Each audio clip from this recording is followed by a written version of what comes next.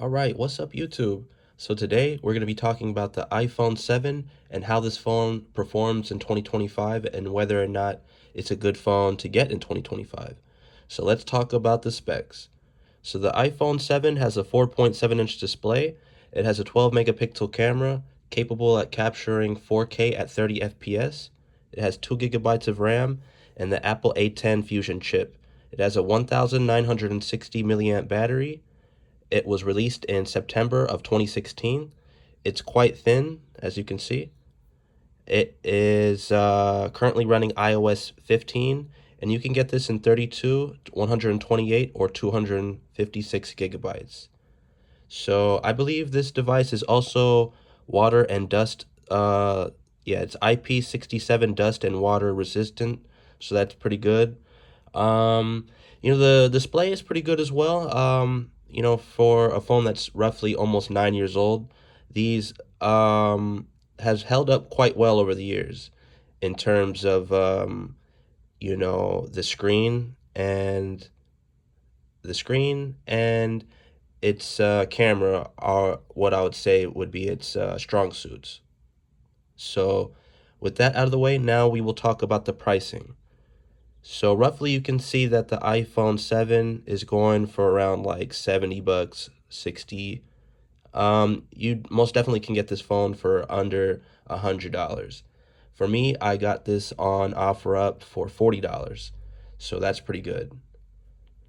So another thing we're going to talk about is the battery life. So when you purchase an iPhone, you always want to make sure the battery life is probably above 85%. You want it to ideally be in the 90s. So mine is currently at 81%, which is not bad considering the battery was never replaced. We also see that the phone is supporting normal peak performance, which is, acceptable. And so another thing you want to make sure is that you get an iPhone that has at least 128 gigabytes of storage. Anything lower than that, you're going to have difficulties saving your pictures and videos and downloading apps and things of that nature. So, yeah, with that being said, the iPhone 7 is quite a old phone. It is outdated. It is almost 9 years old. It's only on iOS 15 and it can't be updated any past. You can't get any iOS past that, so it's stuck on iOS 15. The battery life is not really good. It's very small. You will most likely have to charge this frequently, even with a brand new battery. Overall, it's not recommended as a daily primary device, but if your phone is broken, it's in the repair shop, you need this as a backup device, or you're looking to give a phone to your kids as their first phone, this one is pretty good, for the price. You know, considering a lot of apps work on iOS 15, you will be able to pretty much download any app, social media, video streaming, um, and even games. There are a few games on here that you can still use. Um, this phone is definitely good in terms of using it for calling and texting, Bluetooth, airdropping. Surprisingly, the iPhone 7, you can get it into 256 gigabytes of storage, which is really good. Um, let's see what else we can talk about.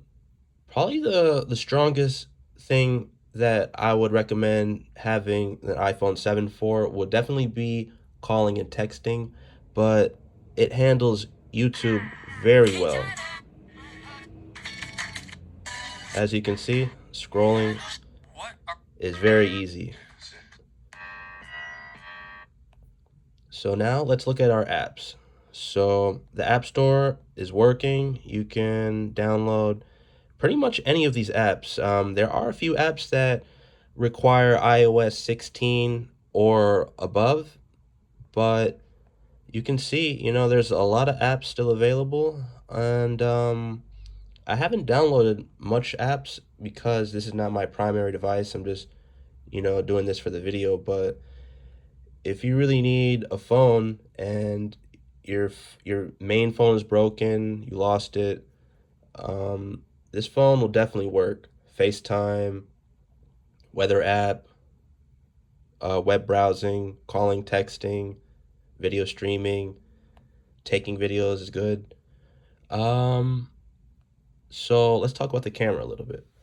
So the iPhone 7 at its max, it can capture 4K at 30 FPS, which is good, but I believe that 60 FPS is a lot more smoother, and going down to HD 1080p at 60 FPS would be a much better video performance experience. So, with that being said, the iPhone 7 is definitely usable. It's not recommended as your main phone, but you most certainly can use this device.